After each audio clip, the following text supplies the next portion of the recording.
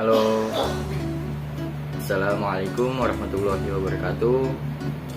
Perkenalkan, nama saya Ahmad Faisal Fajri. Saya dari Prodi Manajemen dengan nomor induk mahasiswa 28921-50311. Di sini saya ingin menjelaskan dan menyelesaikan ulangan tengah semester mata kuliah Ekonomi Manajerial dengan dosen pembimbing yaitu Bapak Joni Tesmanto, SOSMM. Baik, materi yang pertama yaitu ada latar belakang ekonomi manajerial. Kemampuan manajerial sangat berpengaruh terhadap suatu nilai perusahaan dan kualitas laba. Peran manajerial sangat penting dalam kegiatan operasional suatu perusahaan dikarenakan investor berpatokan pada nilai perusahaan dan kualitas laba untuk menanamkan modalnya. Sehingga pihak manajemen perlu mencari bagaimana cara dalam meningkatkan nilai perusahaan dan kualitas laba. Kemampuan manajerial yang baik bagi suatu perusahaan akan berdampak sangat baik terhadap kelangsungan hidup perusahaan. Perusahaan akan mampu meningkatkan kualitas perusahaan dan mempertahankan kegiatan operasionalnya dalam jangka waktu yang panjang. Permintaan dan penawaran. Permintaan yaitu jumlah barang dan jasa tertentu yang diminta atau dibeli pada berbagai kemungkinan, tingkat harga, dan dalam waktu tertentu. Permintaan tercipta apabila pembeli memiliki keinginan untuk membeli barang dan jasa yang disertai oleh kemampuan untuk membayarnya. Teori permintaan adalah teori yang menjelaskan sifat hubungan antara jumlah barang yang diminta atau dibeli oleh masyarakat dengan berbagai faktor yang mempengaruhinya. Secara umum, para ekonom telah menentukan beberapa faktor terpenting yang biasanya mempengaruhi permintaan suatu masyarakat atas suatu barang atau jasa.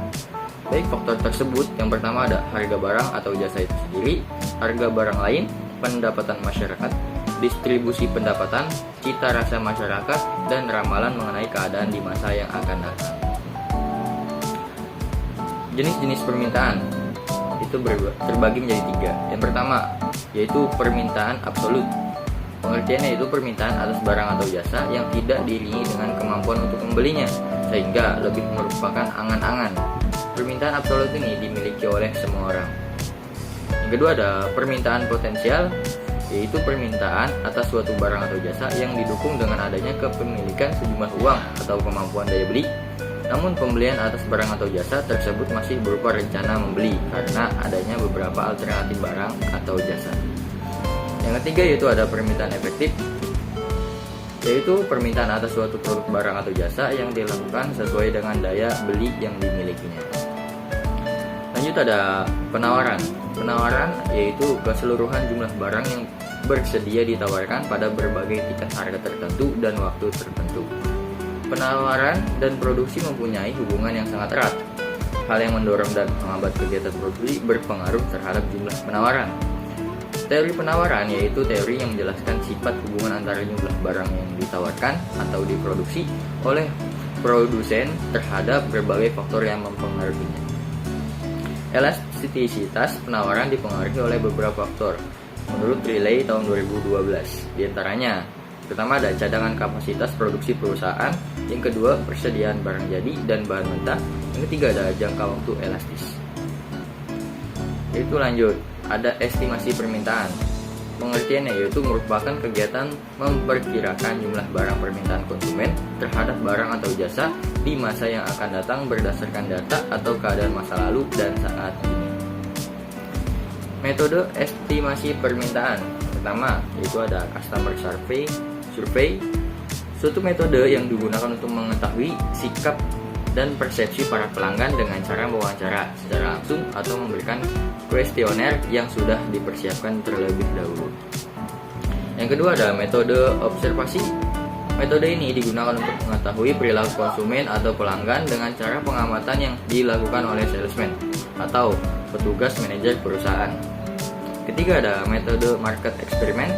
Itu suatu cara untuk membuat estimasi permintaan dengan melakukan uji coba dengan segmen pasar tertentu. Lanjut ada materi forecasting. Metode peramalan atau biasa disebut forecasting ini memegang peran penting sebuah perusahaan. Forecasting adalah cara yang tepat untuk menekankan kerugian akibat produksi berlebihan. Dalam menentukan berapa banyak barang yang harus diproduksi, forecasting menggunakan data historis sebagai acuan. Selain juga bisa menentukan kapasitas produksi, metode forecasting juga berguna untuk menentukan persediaan, budgeting, pengadaan barang dan jasa, hingga rantai pasokan. Metode forecasting biasa digunakan untuk merencanakan kapasitas produksi, budgeting, sampai pengadaan barang dan jasa untuk operasional bisnis. Tujuan dan manfaat forecasting: yang pertama, untuk mengevaluasi kebijakan perusahaan yang diambil saat ini atau di masa lalu dan melihat pengaruhnya di masa depan. Yang kedua, untuk memperhitungkan estimasi time delay atau penundaan waktu dalam membuat keputusan bisnis dan waktu untuk implementasi keputusan bisnis. Yang ketiga, untuk dijadikan dasar atau alasan dalam mengambil keputusan atau mengambil rencana. Dengan begitu, rencana bisnis dan keputusan jadi lebih efektif. Manfaat utama metode peramalan yaitu agar perusahaan bisa mengambil keputusan yang efektif dan efisien. Perusahaan bisa mengalokasikan anggaran secara tepat sasaran dan tidak berlebihan atau kekurangan. Estimasi biaya. Estimasi biaya ini yaitu metode yang biasanya dipakai oleh estimator untuk menentukan harga setiap komponen. Estimasi biaya juga bisa diartikan seni memperkirakan the art atau approximating kemungkinan jumlah biaya yang diperlukan untuk suatu kegiatan yang didasarkan atas informasi yang tersedia. Estimasi biaya muncul dari kebutuhan dasar untuk meminimalkan semua varians atau resiko pada tahap eksekusi. Tentunya, output dari kegiatan estimasi biaya hanya akan berupa perkiraan. Macam-macam estimasi biaya. Pertama, estimasi pendahuluan. Biasanya dibuat pada tahap awal proyek dalam rangka upaya pendekatan kelayakan ekonomi di samping tujuan pengendalian biaya. Kedua, ada estimasi terperinci, dibuat dengan dasar hitungan volume pekerjaan, biaya, serta harga satuan pekerjaan. Yang ketiga, ada estimasi definitif, merupakan gambaran pembiayaan dan pertanggungjawaban rampung untuk suatu proyek dengan hanya kemungkinan kecil terjadi kesalahan. Langkah-langkah estimasi biaya yang itu terbagi menjadi 4. Yang pertama, ada kenali kliennya. Yang kedua, bekerja dengan anggaran. Ketiga, uraikan pendekatan Anda. Yang keempat, memiliki ruang geliat. Metode estimasi biaya ini terbagi menjadi 4. Yang pertama ada metode estimasi biaya top down. Kedua, estimasi biaya analogi. Yang ketiga, estimasi biaya parametric. Yang keempat, ada estimasi biaya 3 poin. Ya, mungkin hanya itu yang bisa saya dapat sampaikan. Kurang lebihnya saya mohon maaf apabila ada kesalahan kata-kata atau pengertian yang kurang jelas, mohon dimaafkan. Kurang lebihnya saya mohon maaf. Wabillahi taufiq wal hidayah. Wassalamualaikum warahmatullahi wabarakatuh.